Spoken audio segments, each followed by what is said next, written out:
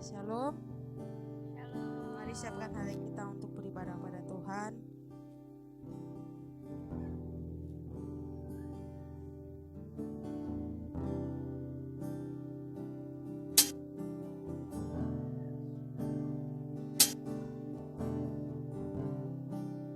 Bapa, biarkanlah kami bisa mengiring hidup kami ya Tuhan di dalam-Mu ya Bapa. Setiap kekuatan kami ya Bapa hanya berasal dari-Mu ya Tuhan.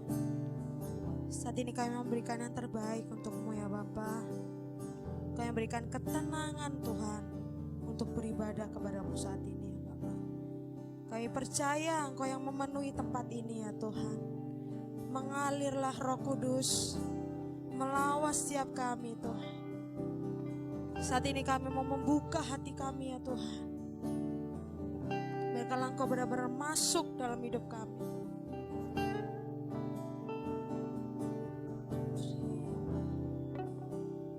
Terima kasih Tuhan.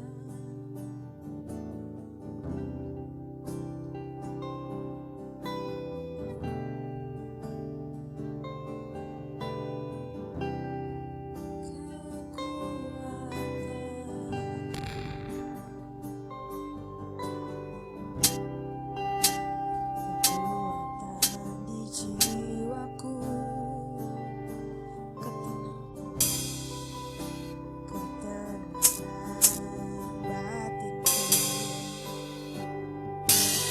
ada dalam hadirat-Mu Tuhan. Menyembah, biarkanlah kami tersungkur di kaki-Mu Tuhan.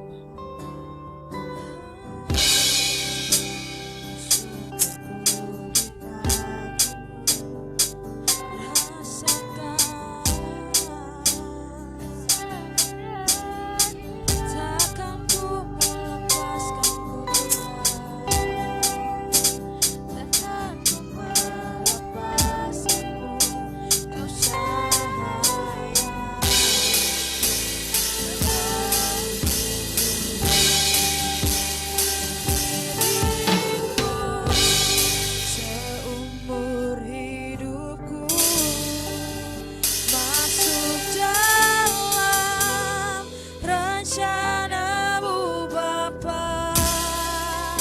Pikiranku, kehendakku, ku serahkan Tuhan. Ku serahkan harapanku.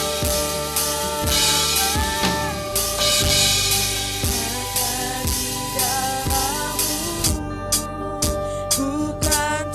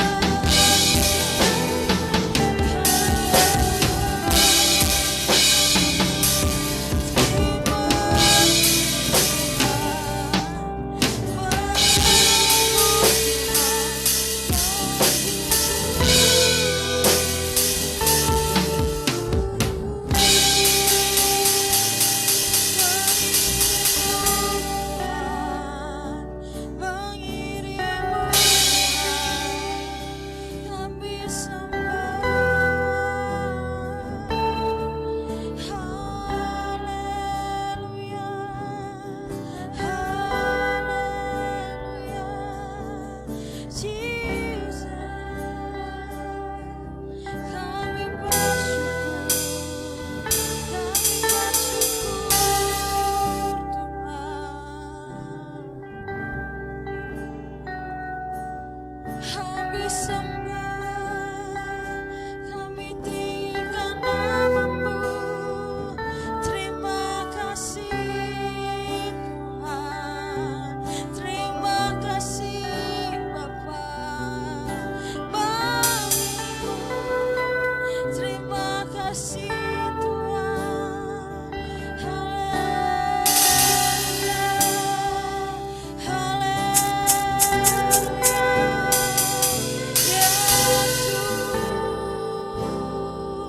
Yesus, kami sembah, kami anugerahkan nama-Mu Tuhan, yang menjadi kekuatan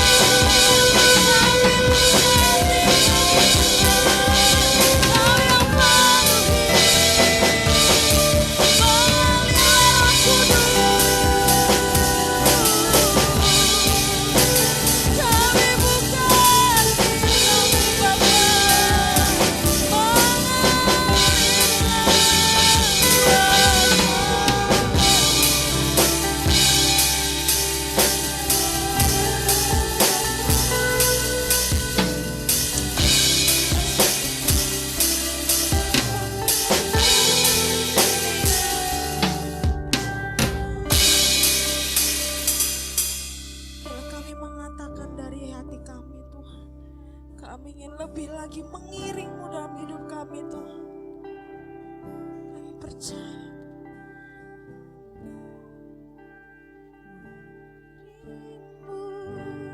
seumur hidupku masuk dalam rencana-Mu Bapa. Pikiranku, kehendak-Mu, kami serahkan semua Tuhan. Ku serahkan setiap harapan kami Tuhan. Dan harapan kami hanya di dalam-Mu Tuhan. Kami percaya Tuhan. Ku kan teguh bersama-Mu Tuhan. Jadikanku bejana-Mu untuk memuliakan. Katakan sekali lagi, mengiring-Mu Tuhan, mengiring-Mu seumur hidupku. Inilah isi hati kami Tuhan. Masuk Tuhan, biarlah setiap kami masuk dalam rencana-Mu yang kudus Tuhan. Pikiran kami Tuhan, kehendak kami ya Tuhan, kami ingin serahkan Tuhan.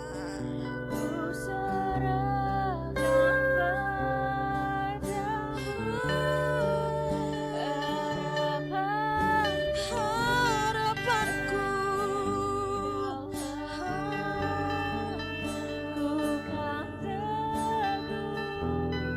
bersama-Mu Tuhan. Jadikanku bejana-Mu untuk memuliakan-Mu.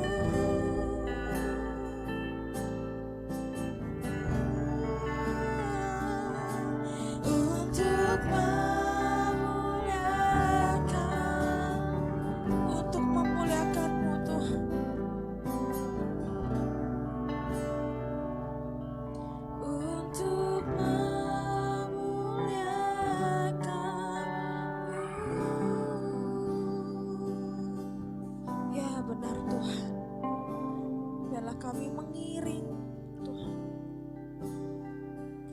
mengiringmu dalam setiap kehidupan kami ya Bapa. Kami percaya kekuatan kami, ketenangan kami hanya berasal dari-Mu Tuhan. Kami ingin kuat di dalam-Mu Tuhan. Kami ingin tenang Tuhan di dalam-Mu. Di saat pencobaan-pencobaan datang ya Bapa. Kami kuat dan tenang di dalam-Mu ya Tuhan. Melewati setiap perkara bersama-Mu Bapa. Terima kasih Tuhan untuk lawatan-Mu yang nyata Tuhan. Lawatan-Mu yang hadir memenuhi tempat ini Tuhan. Kami percaya Tuhan, kami pulang dari tempat ini membawa berkat rohani yang sungguh luar biasa Tuhan. Sehingga kami, apa yang kami lakukan Tuhan, bisa melakukan nama-Mu lebih lagi dalam kehidupan kami Tuhan. Siapkan hati kami untuk bersuka cita lebih lagi Tuhan. Meninggikan nama-Mu, memuji kebesaran nama-Mu Tuhan. Terima kasih ya Tuhan. Terima kasih ya Bapa. Hanya dalam nama-Mu kami bersyukur dan berdoa. Haleluya. Amin.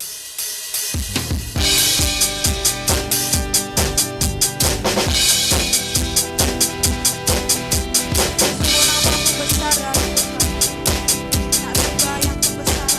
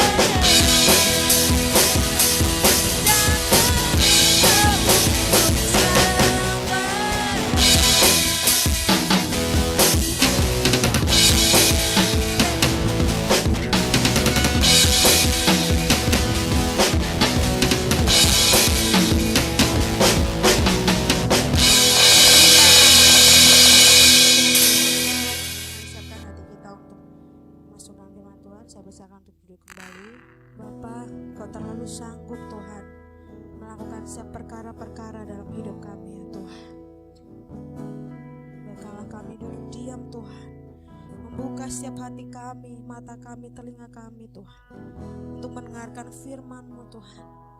Kami percaya Tuhan, firman-Mu tidak berlalu begitu saja Tuhan, tapi ada suara-Mu Tuhan yang lembut Tuhan, menjamah hati kami Tuhan.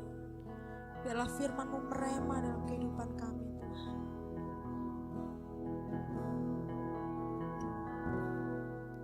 Yesus Tuhan, mulialah nama-Nya. Yesus aku, besar kasih-Nya. Dahulu, sekarang, dan sampai selamanya. Kasih-Nya tak pernah berubah. Yesus Tuhan, Yesus Tuhan, mulialah nama-Nya. Yesus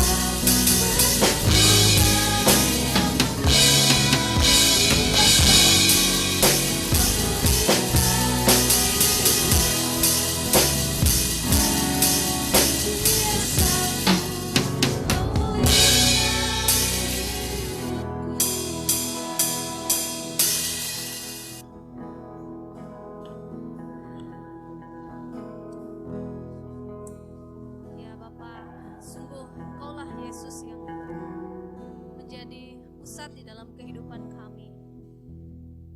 Kami sungguh bersyukur Tuhan untuk semua hal yang terjadi di dalam kehidupan kami.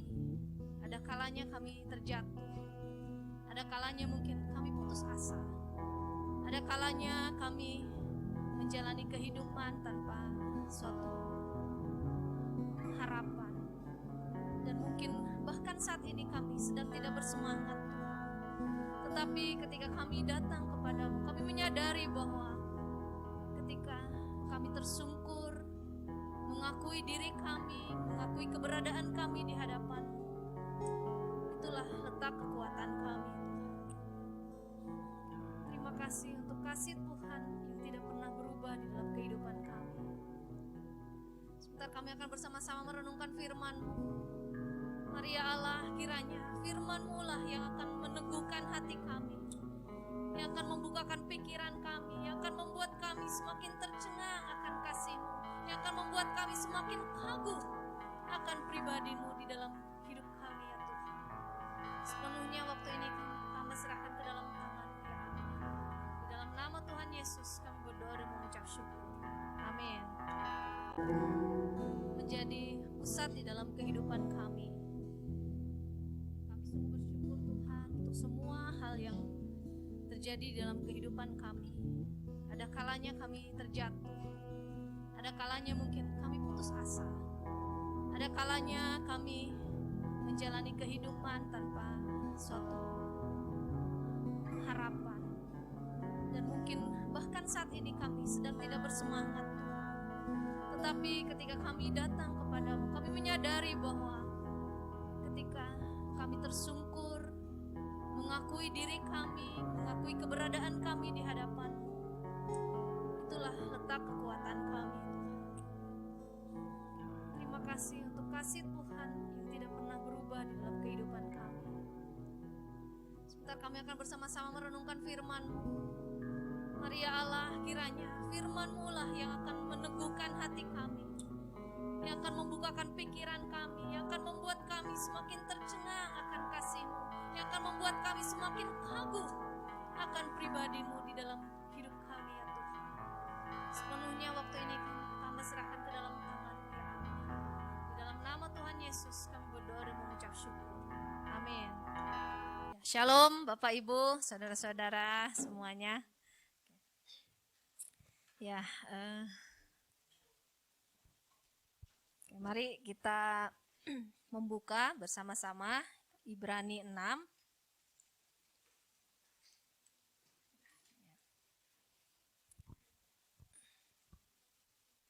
Ibrani 6 ayat 9 sampai ayat yang ke-20. Kita akan baca bergantian. Di saya satu ayat, kemudian kita saling berbalasan.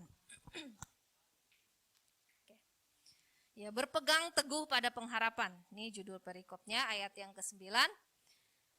Tetapi hai saudara-saudaraku yang kekasih, sekalipun kami berkata demikian tentang kamu, kami yakin bahwa kamu memiliki sesuatu yang lebih baik yang mengandung keselamatan.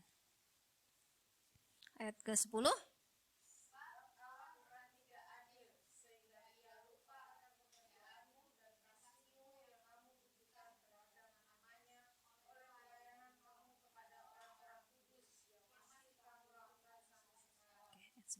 Tetapi kami ingin supaya kamu masing-masing menunjukkan kesungguhan yang sama untuk menjadikan pengharapanmu suatu milik yang pasti sampai pada akhirnya.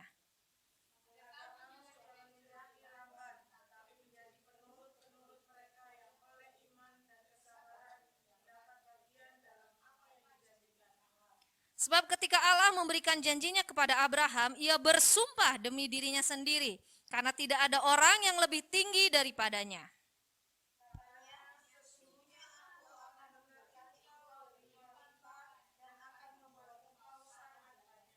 Abraham menanti dengan sabar dan dengan demikian ia memperoleh apa yang dijanjikan kepadanya.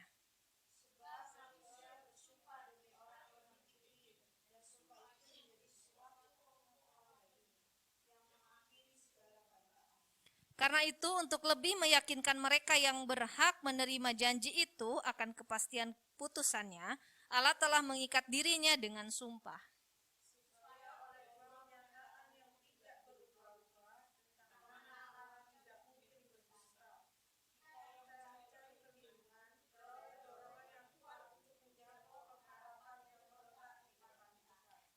Pengharapan itu adalah sauh yang kuat dan aman bagi jiwa kita yang telah dilabuhkan sampai ke belakang tabir. Ya, saudara, kita sedang merenungkan bersama-sama tentang harapan ya, sebuah harapan. Nah, mungkin kita juga banyak sekali ya menemukan orang-orang di sekitar kita sebenarnya banyak sekali yang tidak punya harapan gitu ya. Putus asa dan seolah-olah nggak tahu lagi menjalani kehidupan ini seperti apa gitu ya. Beberapa bulan lalu kita digegerkan dengan seorang perempuan dari mana, Mojokerto atau Pasuruan ya. Dia mengakhiri hidupnya karena rasanya tidak ada harapan gitu. Tidak ada jaminan untuk dia saat itu kondisinya dengan pasangannya gitu ya. Nggak ada yang menjamin dia gitu. Dia putus asa. Karena sebenarnya sayang banget ya. Saya kalau membayangkan orang yang bunuh diri itu ngeri sekali ya. Gimana itu pikirannya? Benar-benar berarti sudah buntu gitu. Benar-benar nggak ada satu titik pun untuk ada hari esok gitu. Benar-benar udah stop gitu. Bagaimana ya gelapnya gitu. Saya membayangkan gitu. Nah, banyak orang yang hidup dalam ya keputusasaan gitu. Dan itu bisa terjadi. Gitu ya. Nah, soal harapan ini juga orang yang nggak mengenal Tuhan gitu ya. Orang yang tidak di dalam Kristus pun punya harapan. Harapannya adalah ya saya berharap di kemudian hari kehidupan saya menjadi baik. Atau saya berharap anak-anak saya punya hidup yang baik gitu. Atau saya berharap masa depan saya adalah masa depan yang baik, yang cerah gitu. Semua orang yang tidak di dalam Kristus pun punya harapan. Gitu ya. Nah, tetapi apa bedanya dengan kita yang ada di dalam Kristus? Harapannya apakah sama? Gitu. Nah, ini kita akan bersama-sama gitu ya. Apa sebenarnya harapan itu?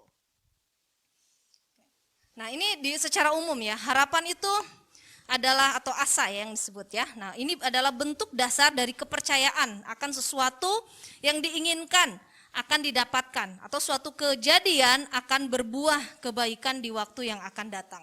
Jadi sesuatu yang baik, mengharapkan sesuatu yang bisa terjadi baik gitu, mengharapkan seperti itu. Nah, tetapi ya seperti yang saya tadi bilang, orang yang tidak mengenal Tuhan pun punya harapan. Gitu ya. Mungkin pernah mendengar ya saya berharap saya masuk surga gitu ya, di kemudian hari. Atau ya saya punya harapan seperti ini. Nah, tetapi apa gitu ya yang membedakan harapan orang yang tidak mengenal Tuhan dengan harapan yang mengenal Tuhan, orang-orang yang mengenal Tuhan. Nah, ini yang sangat mengagumkan gitu ya. Harapan-harapan yang ini bukan hanya sekedar motivasi ya, berpikir baik. Oh, saya harus punya pikiran yang positif untuk masa depan saya. Bukan hanya sekedar itu. Nah, tetapi ada satu hal yang membedakan dengan orang-orang yang mengenal Tuhan gitu ya. Nah, sekarang siapa yang menjamin? Coba kita pikirkan ya, kasihan ya sebenarnya. Orang-orang yang tidak di dalam Tuhan tidak ada jaminan bahwa masa depannya itu pasti terjadi. Ya nunggu nasib baik lah gitu ya. Kalau apa yang dia harapkannya itu terjadi ya berarti nasibnya baik gitu. Nah, lalu ya ini ya, yang jaminannya apa? Tidak ada gitu. Hanya berharap, berangan-angan. Saya yakin tidak ada satu kepastian, kekuatan untuk dia menjamin bahwa itu akan terjadi.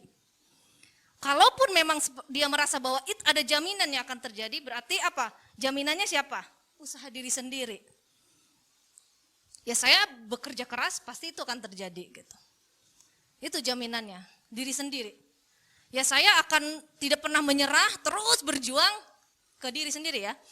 Pasti itu akan menjamin harapan saya akan terjadi gitu. Nah, kita akan melihat di Ibrani seperti apa ya. Nah, ini luar biasa sekali orang-orang yang berpengharapan di dalam Tuhan ini, wah luar biasa sekali ya. Kita akan baca tadi kita sudah baca tadi di Ibrani 6 ayat yang ke-19. Di sini dikatakan, pengharapan itu adalah sauh yang kuat dan aman bagi jiwa kita yang telah dilabuhkan sampai ke belakang tabir. Nah, acuannya di sini. Di mana Yesus telah masuk sebagai perintis bagi kita ketika ia menurut peraturan Melkisedek menjadi imam besar sampai selama-lamanya. Nah, surat Ibrani ini ditulis kalau di perikop sebelumnya ini adalah peringatan supaya jangan murtad. Ini memang berhubungan dengan keselamatan. Itu ya, jadi orang-orang yang di luar Kristus memang tidak ada jaminan keselamatan. Jadi mereka berharap pun ya kepada diri sendiri lagi. Saya berbuat baik, saya banyak sedekah, saya melakukan kebaikan, amal, ya saya akan masuk surga gitu. Hanya kepada diri sendiri. patokannya adalah usaha diri sendiri.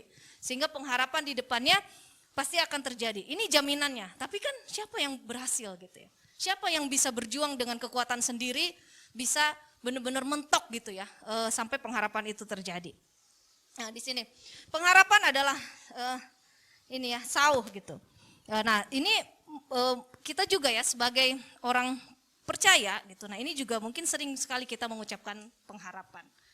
Kita di lagu-lagu yang tadi kita nyanyikan sama-sama banyak di situ pengharapan gitu ya. Nah ini juga ya bagus sekali bisa mendukung tema bulan ini gitu. Nah, banyak sekali orang-orang Kristen yang mengucapkan ya saya percaya ada pengharapan gitu ya. Nah tetapi mungkin tujuan pengharapan yang sesungguhnya itu seperti apa? Nah ini yang seringkali kita juga sama dengan orang yang tidak mengenal Tuhan gitu. Memaknai harapan itu gitu ya. Nah, kalau kita lihat di sini yaitu tadi harapan ini adalah sauh. Nah, kalau kita lihat di bahasa aslinya, nah ini adalah ditulis kalau di bahasa Yunani ditulisnya elpis ya. Nah, ini artinya menantikan yang baik. Ternyata menantikan yang buruk juga sebenarnya harapan. Gitu ya. Saya khawatir itu juga harapan loh. Saya takut nanti saya kekurangan gitu ya. Saya takut nanti nggak punya pasangan yang sepadan. Saya takut nanti jodoh saya bukan seperti apa yang saya harapkan. Atau pekerjaan saya nggak baik. Saya takut. Itu juga sebuah harapan. Itu sebuah harapan juga adalah bisa mengandung hal yang negatifnya. Nah, tetapi di sini dikatakan elpis gitu ya. Artinya menantikan yang baik. Pengharapan. Nah, di sini di Ibraninya ini adalah kata yang ditulis mikveh gitu ya. Yang artinya sangat menantikan dan mengumpulkan. Nah ini mengumpulkan. Artinya ada sesuatu yang yang sangat menantikan. Bukannya sekedar ya nunggulah gitu ya. Kayak misalkan sekedar nunggu udah gitu. Tetapi sangat menantikan. Nah itu arti pengharapan di sini. Jadi nah ini seringkali diucapkan seperti itu ya. Tetapi seperti apa sebenarnya? Nah kalau kita bertolak kepada ayat 19 Ibrani tadi. Di sini dikatakan bahwa pengharapan itu seperti sauh. Nah ini jangkar ya. Ada di sini yang pernah menyeberang lautan menggunakan kapal? Belum ya, mungkin naik pesawat. Nah gitu. Tapi kalau pernah gitu ya, ketika mau berlabuh, nah ini menyiapkan sauh jangkar. Dengan tujuan apa? Sauh jangkar ini, nah ini punya peranan yang sangat penting ya. Sauh ini bagi sebuah kapal.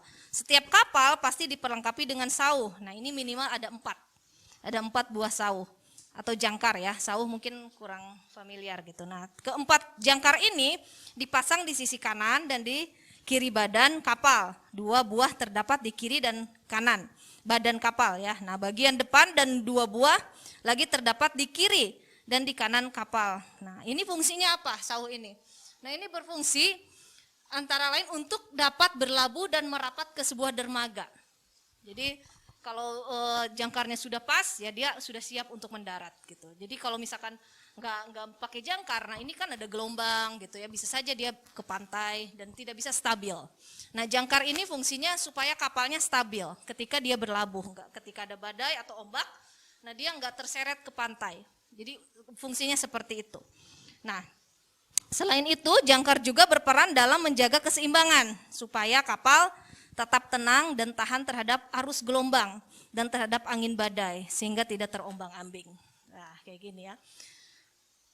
Tadi di Ibrani katakan pengharapan itu seperti jangkar, seperti sauh. Artinya pengharapan itu bagi orang percaya adalah punya peranan seperti jangkar gitu. Tidak terombang-ambing. Tidak mudah tidak mudah dorong oleh arus gitu, oleh angin, oleh badai, sehingga sampai tidak bisa mendarat.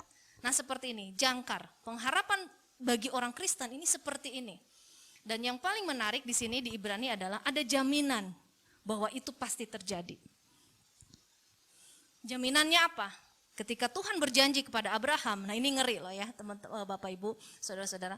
Dia berjanji dengan dirinya sendiri bahwa dia akan tepati janjinya. Nah di antara ya Allah harus berjanji. Kalau kita mungkin pernah bersumpah ya, kita mungkin pernah bersumpah. Sumpah itu di sini di Ibrani katakan untuk mengokohkan kalau dia nggak berbohong gitu. Jadi sumpah. Misalkan sumpah demi Tuhan gitu ya, karena sesuatu yang lebih tinggi dari dirinya. Jadi bersumpah bahwa oh kalau Kak Citra bersumpah saya ini loh, saya ngomong gini demi Tuhan ini benar. Oh berarti kita udah jaminan Kak Citra berarti nggak bohong gitu. Ada jaminan untuk mengokohkan pernyataannya. Nah tetapi di sini Allah bersumpah demi dirinya karena tidak ada lagi yang lebih tinggi dari dia gitu.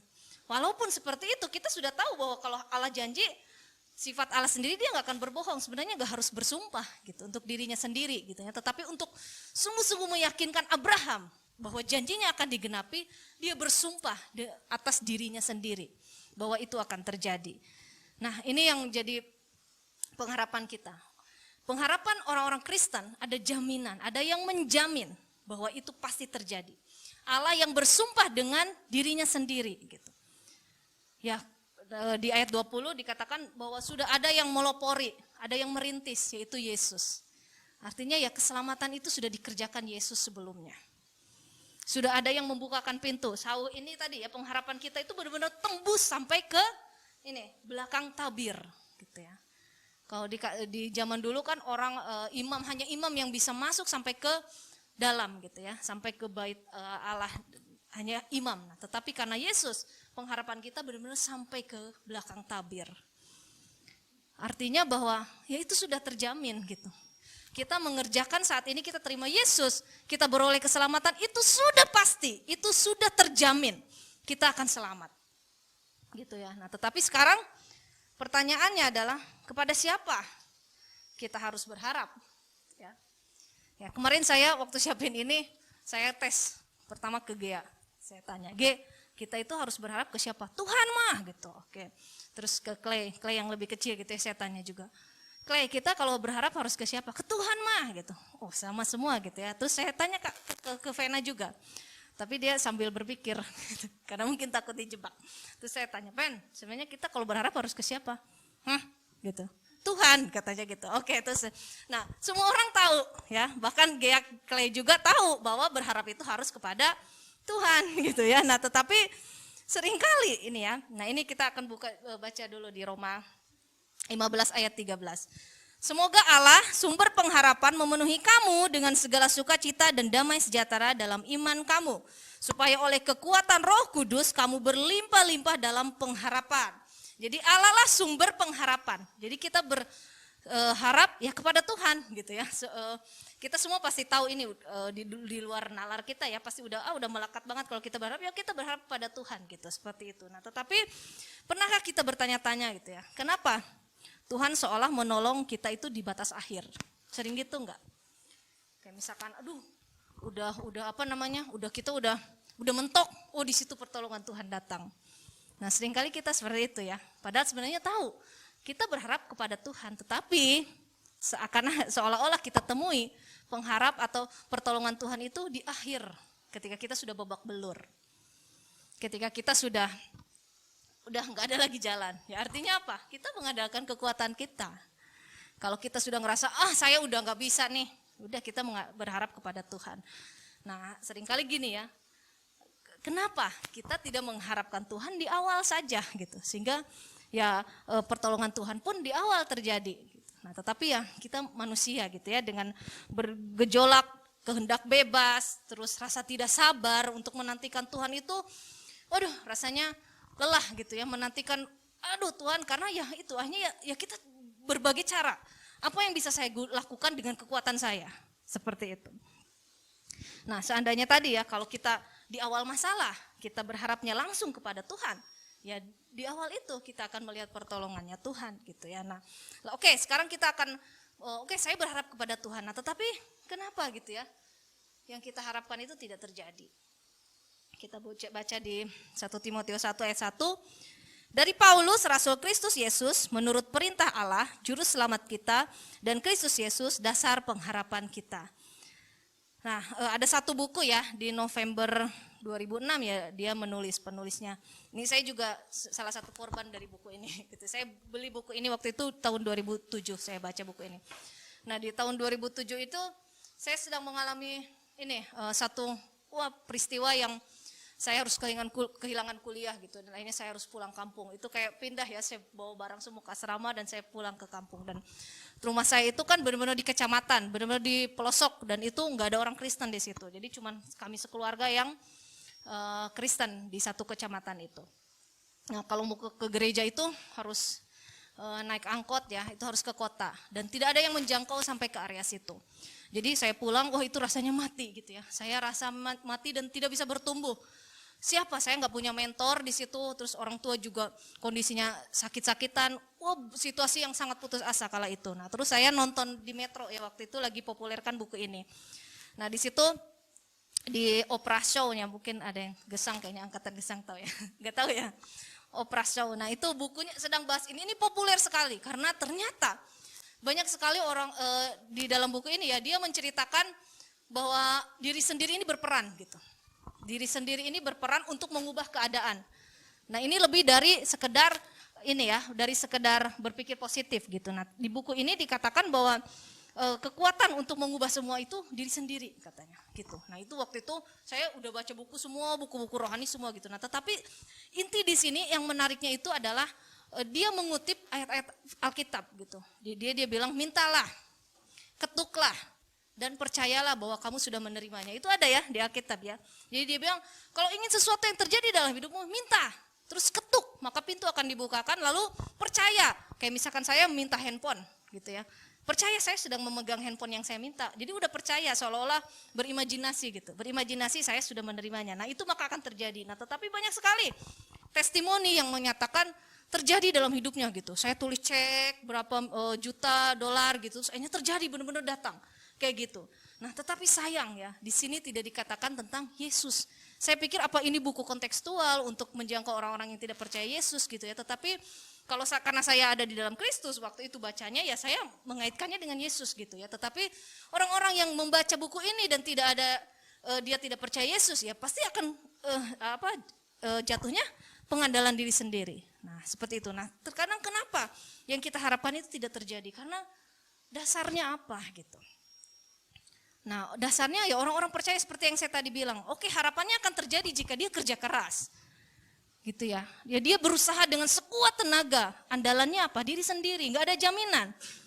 Nah, tetapi ketika orang percaya, keselamatan aja diberikan gitu. Itu hal yang bukan cuma-cuma ya. Maksudnya itu final dari kehidupan manusia. Keselamatan itu Tuhan berikan, apalagi hal-hal yang kecil gitu di dalam kehidupan kita.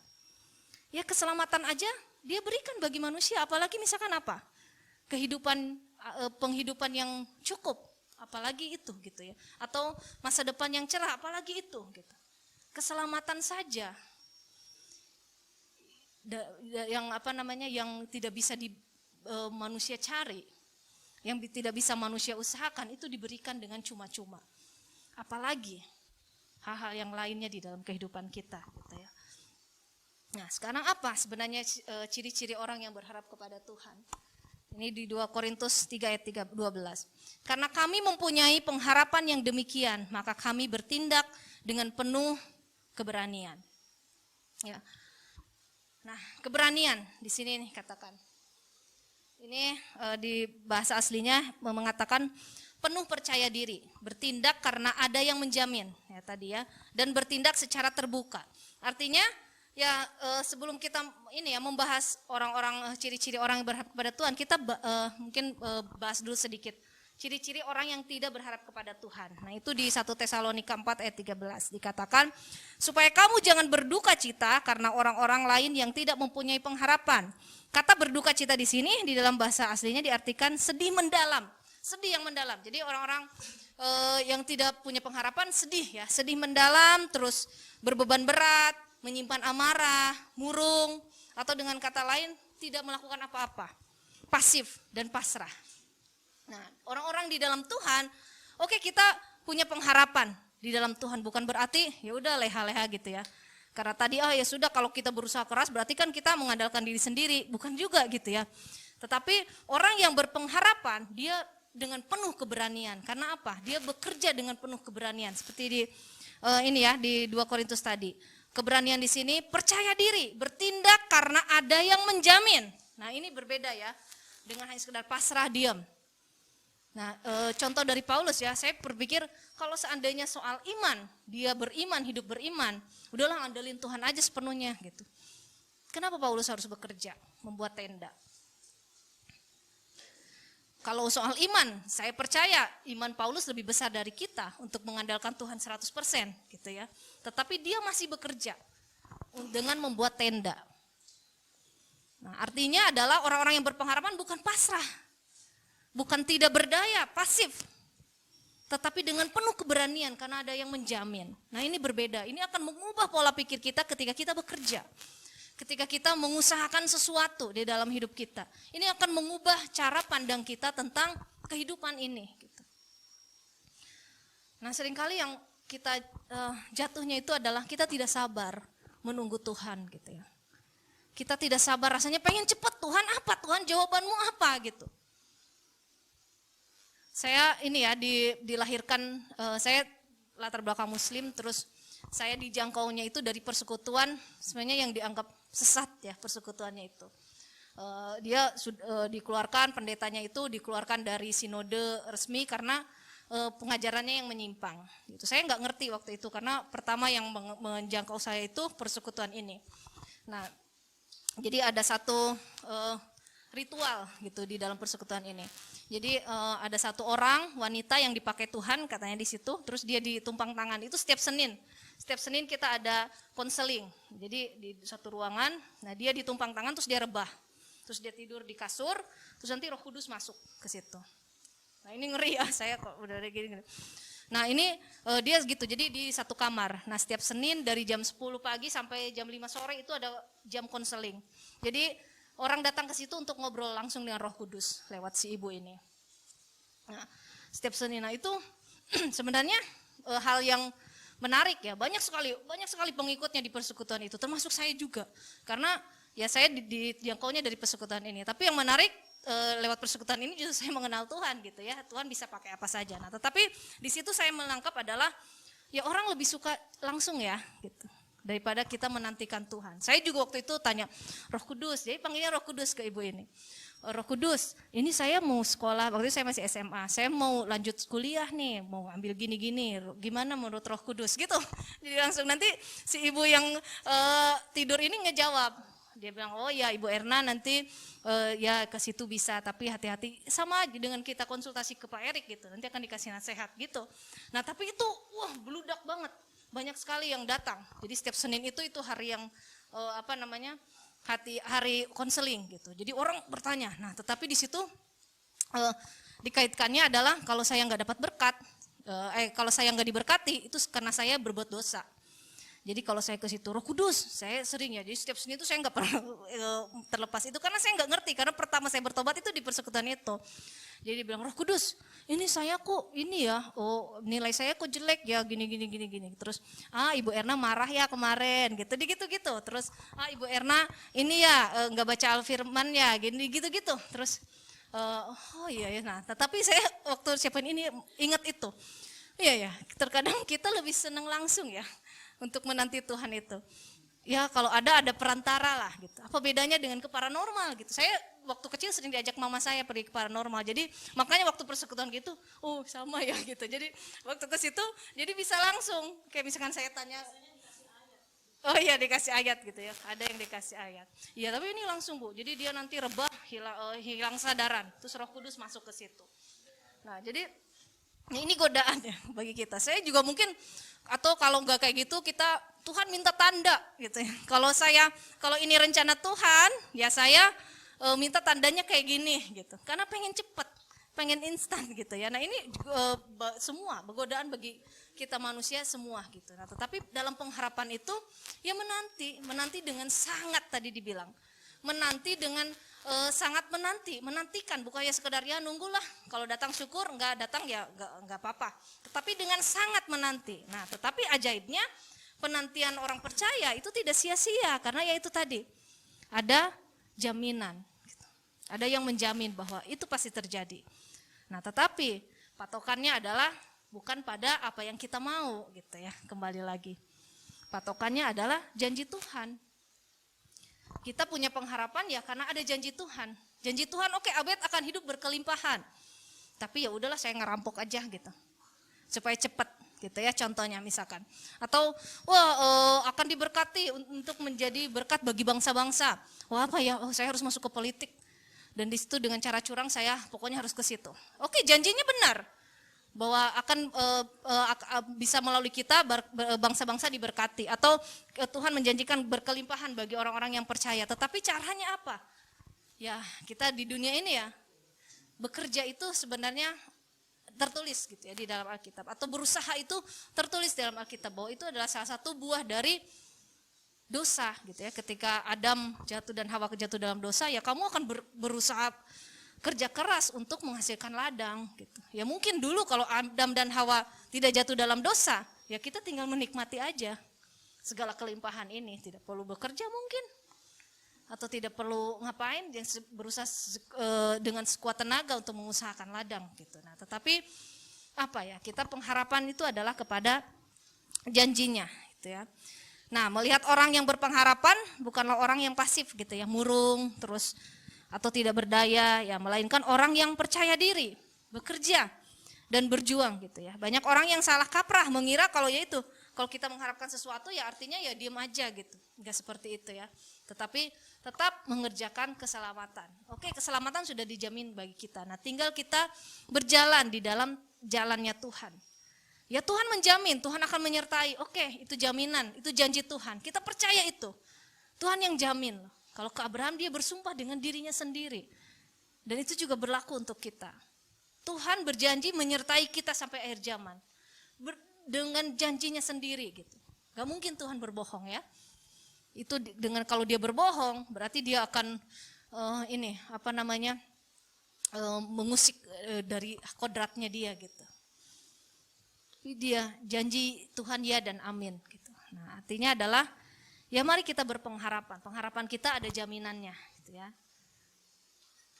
Ya, yang terakhir kesimpulannya ya, semua orang perlu memiliki pengharapan, tetapi pastikan pengharapan tersebut didasarkan kepada Kristus. Memiliki harapan itu sangat penting, tetapi yang lebih penting adalah apa yang menjadi dasar harapan kita. Apakah Tuhan, manusia lain, sesama, atau diri kita sendiri. Ya, kita berpengharapan, tetapi apa dasarnya? Berbeda ya, walaupun mungkin sulit secara lahiriah kita sulit membedakannya. Ini dia berharap kepada Tuhan atau kepada diri sendiri. Nggak apa-apa, orang nggak akan ngerti kita gitu ya. Tetapi asal kita tahu, pengharapan saya Yesus Kristus dasarnya. Dalam mengerjakan pengharapan itu, ya saya melakukan apa yang bisa saya kerjakan. Saya tetap aktif, saya tetap tidak pemalas gitu ya. Tetapi aktif terus mengusahakan apa yang bisa saya kerjakan. Lalu yang kedua, jika kita menaruh dasar pengharapan kepada Kristus, kita perlu mengetahui janji-janji yang terdapat di dalam firman Tuhan. Karena kita hanya dapat mengharapkan sesuatu yang Kristus telah anugerahkan. Ya, jadi mari ya saudara-saudara, keselamatan yang besar saja itu Tuhan berikan dengan cuma-cuma. Apalagi yang lainnya gitu. Asalkan kita tahu bahwa itu janji Tuhan dan kita hidup sesuai dengan apa yang Tuhan mau di dalamnya. Bukan karena, kalau saya baik maka janji itu akan tergenapi. Enggak, tetapi waktunya mungkin akan lebih cepat. Kalau kita mungkin di luar track, ya akan muter. Ya mungkin nunda 5 menit, atau 1 hari, 1 tahun, 2 tahun gitu. Tetapi mari kita jangan pernah kehilangan harapan ya. Karena pengharapan orang-orang percaya adalah sudah terjamin itu pasti terjadi.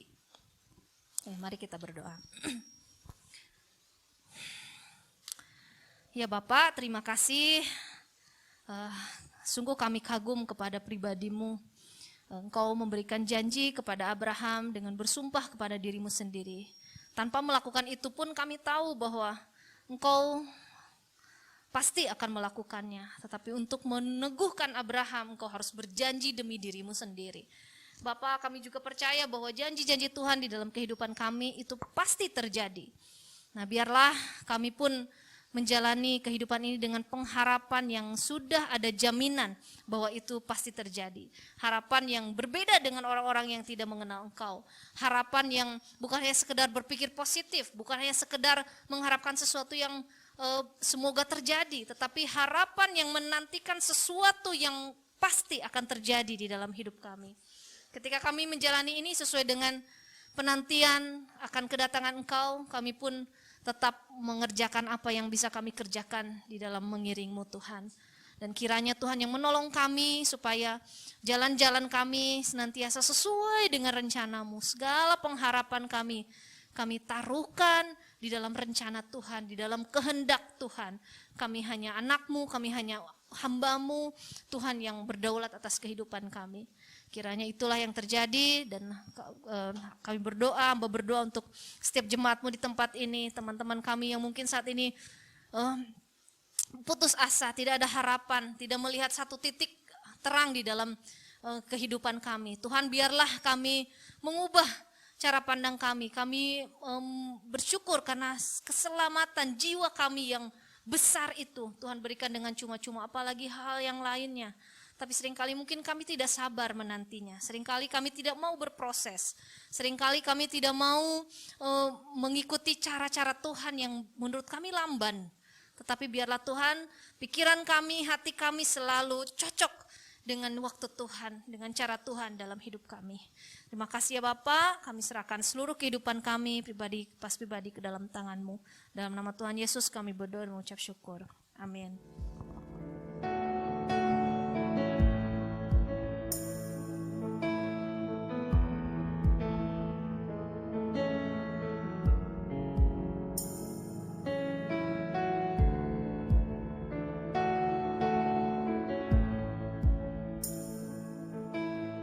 Shalom jemaat yang dikasihi Tuhan, selamat hari Minggu. Kami mengucapkan selamat datang dan bergabung kepada jemaat Tuhan yang baru pertama kali mengikuti ibadah bersama dengan kami di Shine Surabaya.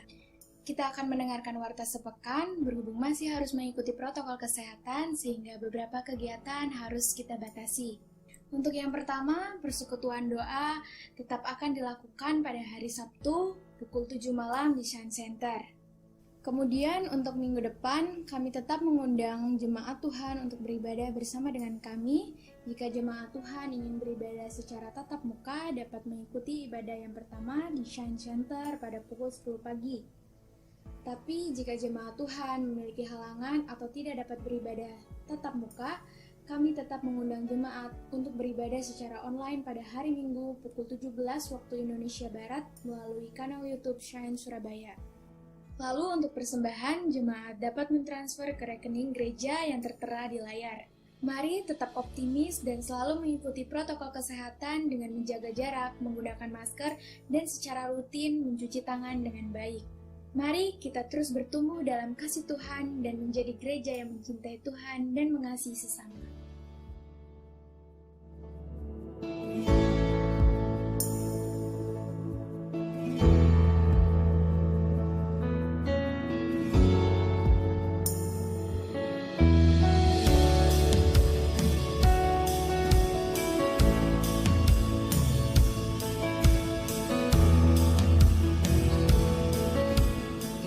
Jemaat Tuhan, angkat kedua tanganmu dan terimalah berkat dari Tuhan.